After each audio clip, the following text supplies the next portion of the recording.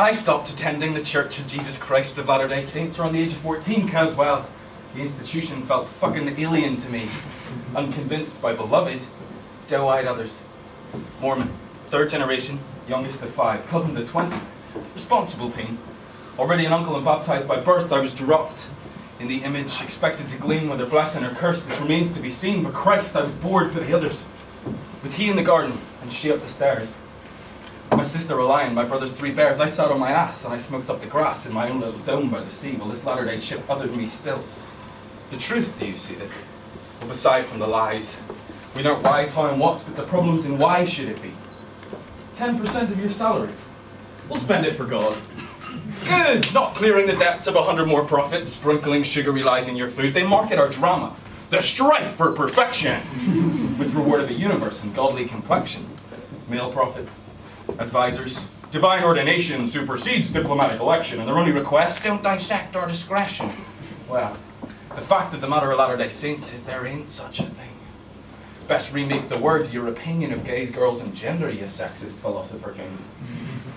So, sure, people in power have political power, and their wishes once white often gravitate towards green, but it's ingrained in the job. Well, it's engendering greed, gaining speed from our need for quantifiable equality.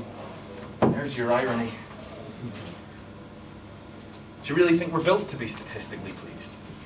You see, these powers that be aren't so powerful. See, they're alone and afraid, a lot more so than we. This fear-mongering breed feared how free-feeling we'd be, so they synthesized free. But we're all born creative, now catatomically crippled by the inconceivable quantities that have come to define our consumer economies. But I'm not calling for anarchy, just a better well-being. Can we please help each other stop existentially fleeing? Our choices are gifts, and I don't live by agreeing with the current definitions of freedom we're seeing. So suppose all these images slipped in our food are for category, marketing. They're not for our good. We're sold the framework and expected to fill it all too often, expecting fulfillment, but with it. You see, the battles of our weathered money politics are for contextual inequalities, whilst the wars of our art are for the truth in us all. It's been however millennia long since the petrified powerful give a fuck for the truth amongst all of their policies. So let's poeticize actively, practically, tactically, but not to affect, to give gap to our voice to breathe. Which I need, apparently. I've been student, cadet, teacher, musician and clown. A wimp, an aggressor, and Latter-day Saint.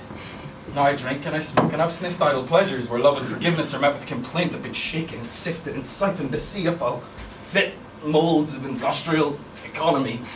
But thank God I'm not average, grey, statistically pleasing, just basically perfectly radical me.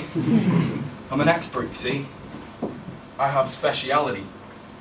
Only I can see fully this combo mind and body. We're all geniuses, see, individually free and with an individualized we. You Were a House on Fire. This is a track originally performed by a listener, written by Dan Smith. Well, you were a house on fire and I couldn't understand why. Burn me all down to the ground, you said. The fire's on the inside, flames dancing like ghosts and pain jumping from walls. And you want to keep this private, I can see that, but you can't ask that of me, we've only just met. I say we need hope. No. More than ever before, do you believe it? The answer was silence. I'll take it as a no. We all want to be normal anyways. We all want to be somewhere else than where we live, but that's not reality. That's just point of view. And let's not talk about the weather, whether or not there's really rain in the clouds, unless you just want to know if I feel the same as you. But that's more measuring up than just wasting time, and time is not on our sides. You're burning. Rain would only be a temporary fix, and there's just no place for cute ironies like that anymore. You're a house on fire. We all write songs about life. We just sing them different. You sing the words, you don't know the song, but you expect us all to sing along. How selfish.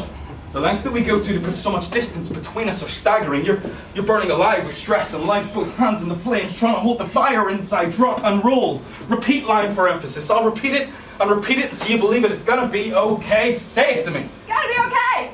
I'll take that as a maybe. I can't decide if I should knock down your door or on it. Say the word, I'll take a hatchet to your heart or a pinprick. Cut through the dark, let it spill out the contents on our knees. Sorting through the remnants, pour out your hates in my hands. I'll let them slip right here through my fingers. And this is for all of us. This is for the times that we only listen long enough to know that the other person we're talking to has same opinions we do, for when we're burning inside, for when we're trying to hide that fact. This is for the scalps that we went after, to be only the best dressed, add another notch in our belts, put another feather in our headdress, and well, I want to be the better man for you, but I can't take all this truth.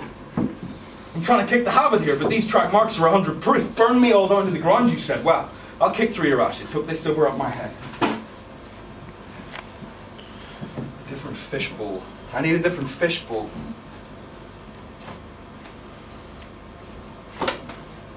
Different fishbowl. Different fishbowl.